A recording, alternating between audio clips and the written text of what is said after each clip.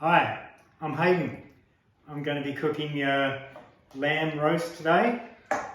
We're going to do it on the spit, on the barbecue. So probably a couple of hours on the barbie. First walk you through the ingredients we're going to use. We've got some parsley out of the garden, Italian parsley. Got some rosemary out of the garden. A little more than that, than what I'm showing you. And quite a bit more thyme from the garden. I have grated finely a whole lemon to create the zest here. I have put some salt, some pink salt, Himalayan pink salt, in the pestle and mortar, ground it up nice and fine. I put all the herbs together, cut them up, and that's what it looks like there. That's going to go in the pestle and mortar as well, but it's cut kind of fine. Come in for a closer look, have a look at that. And I've cut up a bit over half of the chunk of garlic. So,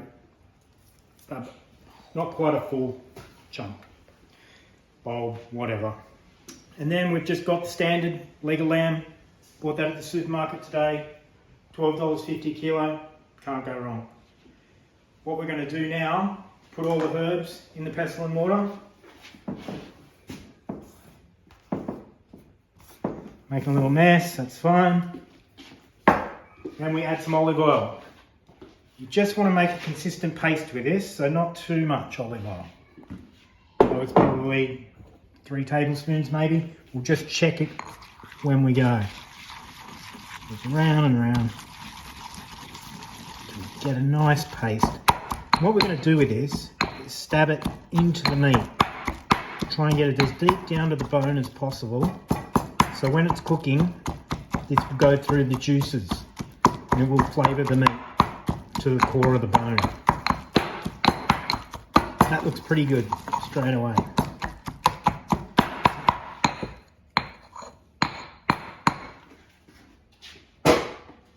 Now we go about stabbing it. Stab, twist, stick your finger in, and then stuff. And we want to do this about 20 times all over the place.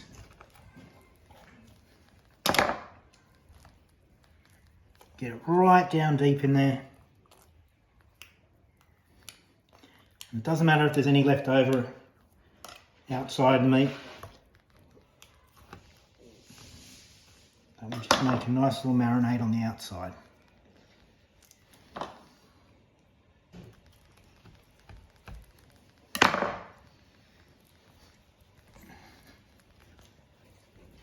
So you want a knife about the same size as your finger, obviously. You can see I'm struggling a little with that little thin one, and that's okay.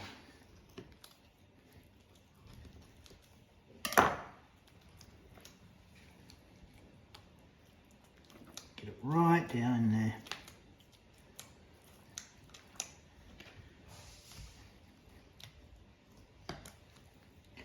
You'll feel the bone in there. You just try to get around the bone when you stab it.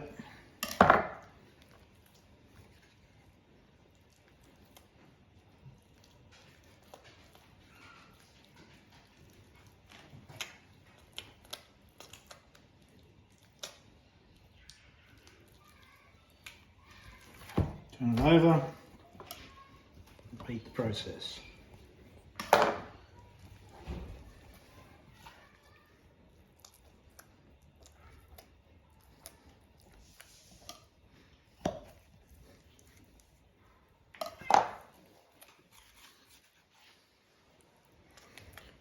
Once you're happy that you've got some herbs in all the right spots, call the job done. I like to take it from a few different angles.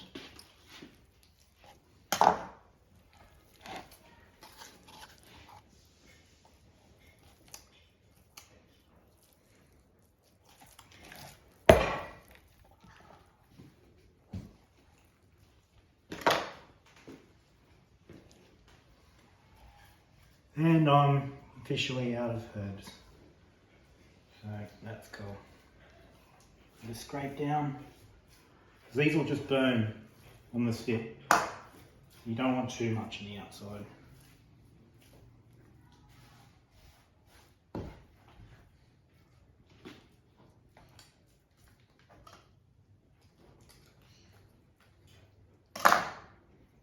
I'm pretty happy with this.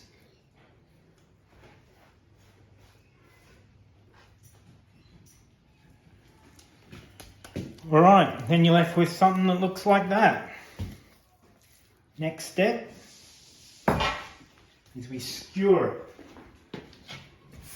After washing my hands, of course.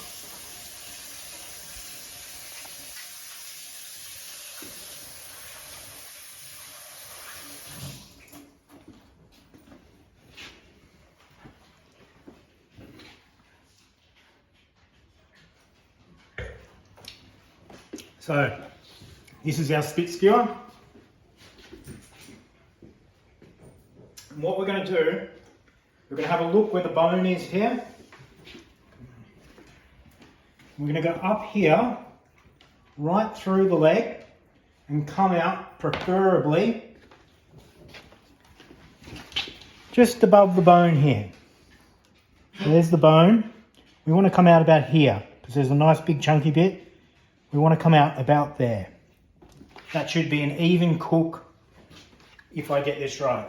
So we go straight up, along the bone, and feel where you want to come out.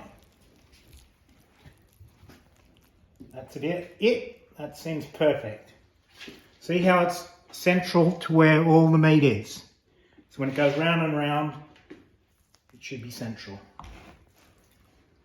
And we just sit that on there like that and head outside. Okay, there's our leg of lamb ready to go on our barbecue spit roast. What I've done here is set the temperature at 150 degrees Celsius. Sorry, I live in Western Australia, so we only speak in Celsius. If you need to know Fahrenheit, Google it. Okay, so that's been preheated at 150 degrees. But what we're going to do is we're going to turn up the heat for the first half an hour to get a nice crispy crust on the leg. Open it now. And we've got to slide this one on and stab it in the best I can.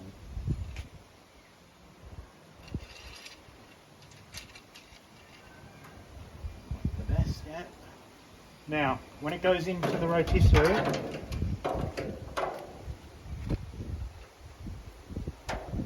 we want to centralise it because I'm going to use this heat bar to crisp it up. So we want it central once it's in the rotisserie. Squish these right in. And because the fattest part of the meat is here, we want that central with the heat bar. So I think that's about right. Tighten these little ends up. I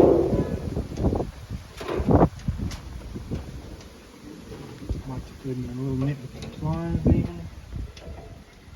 Okay, another thing, I'm only using the heat on both sides. So we've got this heat burner on and this heat burner on. What that does is heats the barbecue evenly without heating it from the bottom. We don't want to burn it from the bottom. We want this to burn it for the first half an hour. So we'll light that one up. There we go. And I want that on high for the first half an hour. Yep, that's working well. Okay, rotisserie on. We'll get this under here to soak any fats. So, what you want to do then is get your pink Himalayan salt. We're just going to sprinkle that on while it rotates. You want to cover it all over.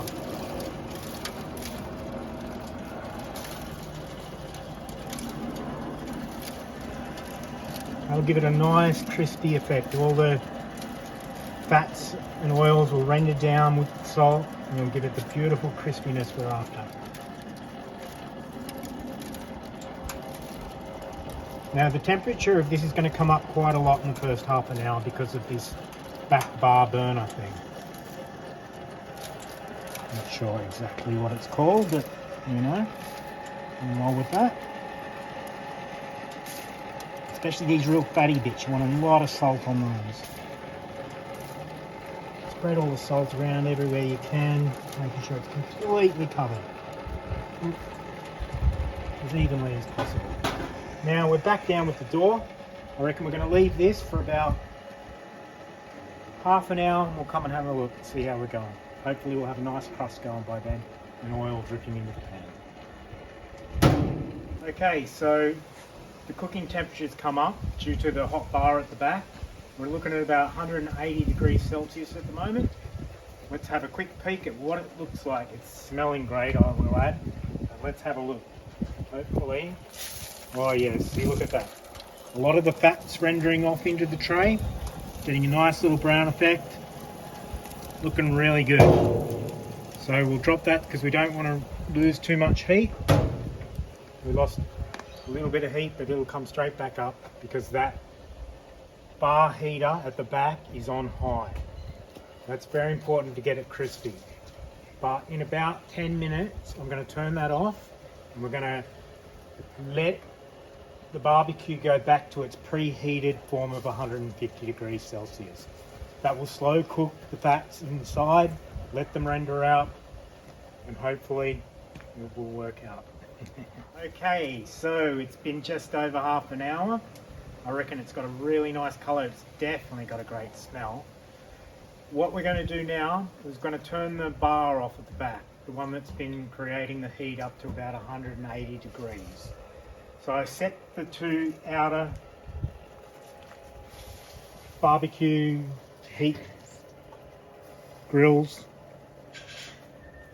They're preset at 150. So as soon as I turn the grill off, it should go back to about 150. So you can see that there. Now, let's have a look at it. Looking perfect, nice and crispy, lots of oil in the tray. We'll turn this back bar off now. That's off.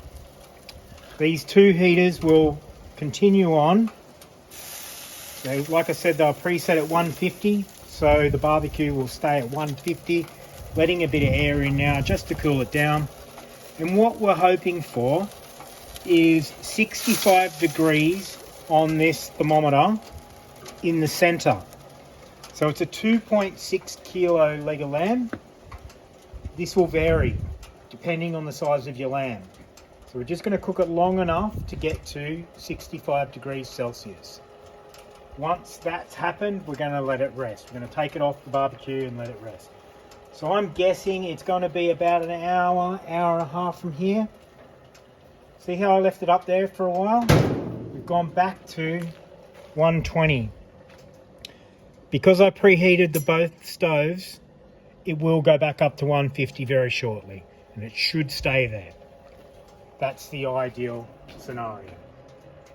I'll come back in, say, an hour, stab my thermometer into the center of the meat.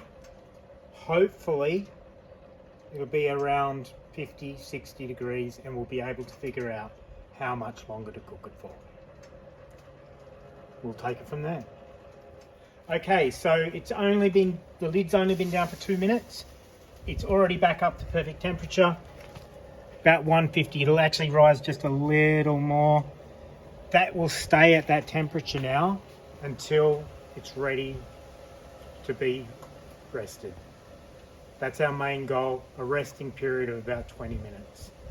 So we'll wrap it in alfoil once it gets to 65 degrees. Should be perfect. Okay, so it's just on an hour now since we first put it on.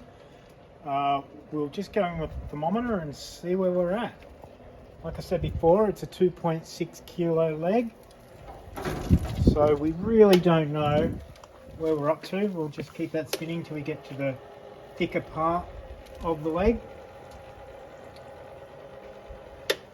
And we want to stab this right down towards the bone.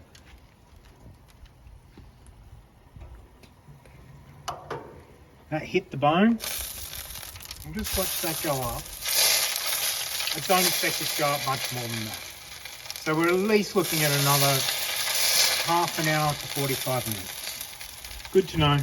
We'll come back. So it's been an hour and a half. You might want to come and look at our temperature gauge. It's just over 150.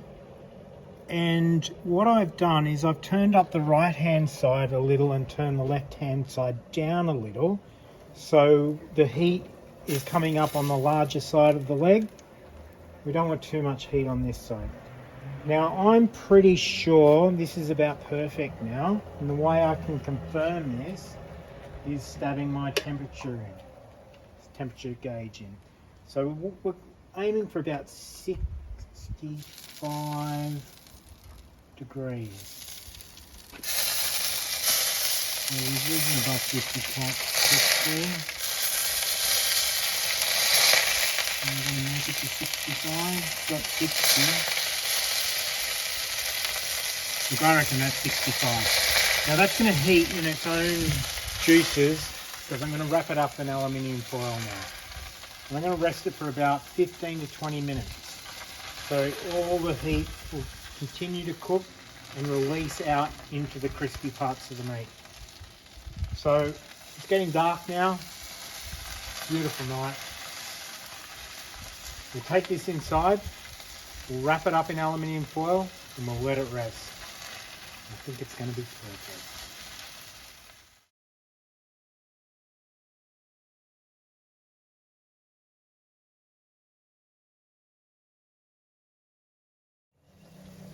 Okay, it's ready to take inside, ready for resting. When I close up of that, look at that lovely crust. All the oil seeping out. Looking perfect. Okay, let's take it inside. And off the rotisserie.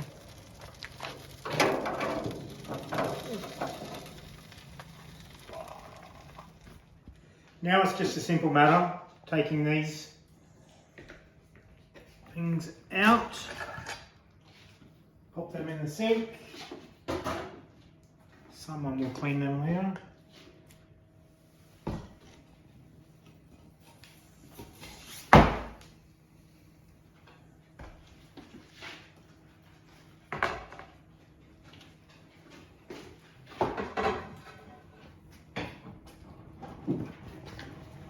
Now we're ready to wrap it up in foil for 15 minutes. So get our foil.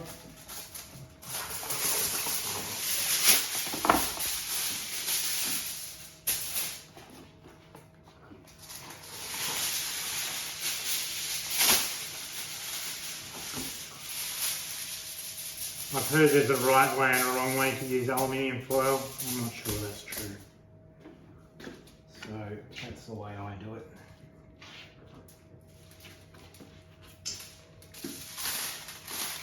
You just want to loosely wrap it.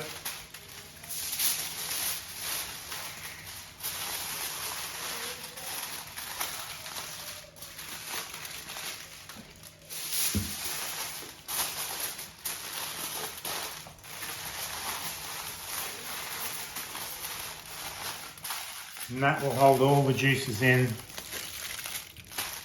for the next 15 minutes. So about 6:05, ready to eat. Okay, so I've rested the meat for a little longer than expected, but that can only be a good thing. We've prepared our salad. I've got some rosemary potatoes in the oven. Let's check it out. I've got high expectations here.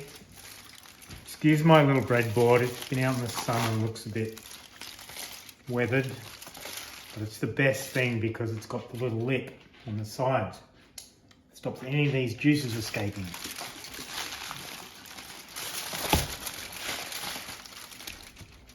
We want all those juices for when we cut it up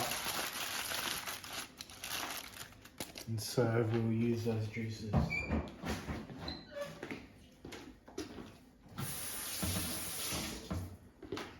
Okay, now what I'm going to do is proceed to cut the bone out. So you want to run a line along the bone. Get a knife nice and deep along it.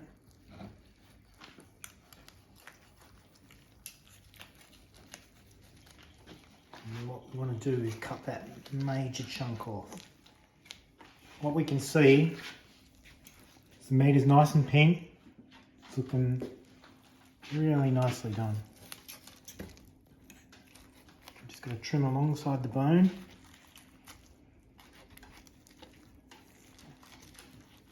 Someone will actually gnaw on this bone later, that's fine.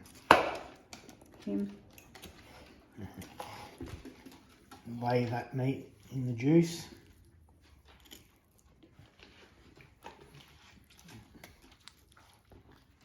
I want to make as accurate a cut as possible to try and separate the bone. Oh, there's a bit for the dogs.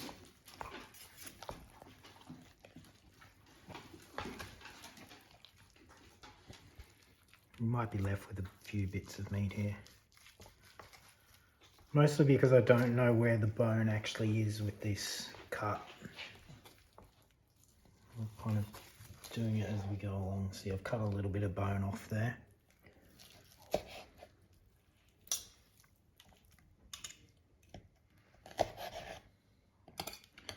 I'll throw that in the bin because we can't give dogs burnt bones.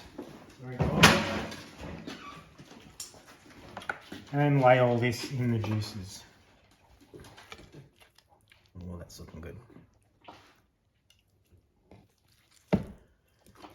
Same thing, down to the bone.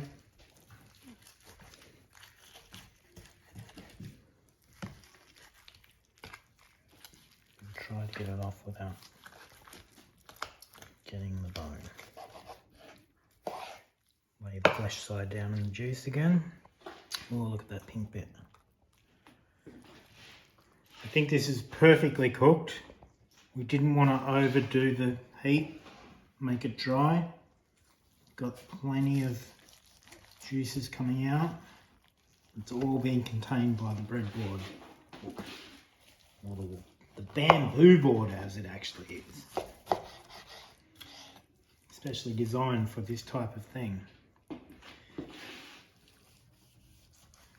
And I'm just going to have to try that bit because that looks like the best bit. Bit of juice. Wow. That is heaven. That is some of the best lamb leg I've ever cooked.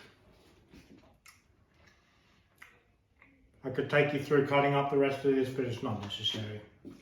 I've just had the best bit. Good luck, guys. If you like what you've seen, subscribe, all the rest of that YouTube nonsense. Thanks for coming on. I'm just gonna continue on here. Bye.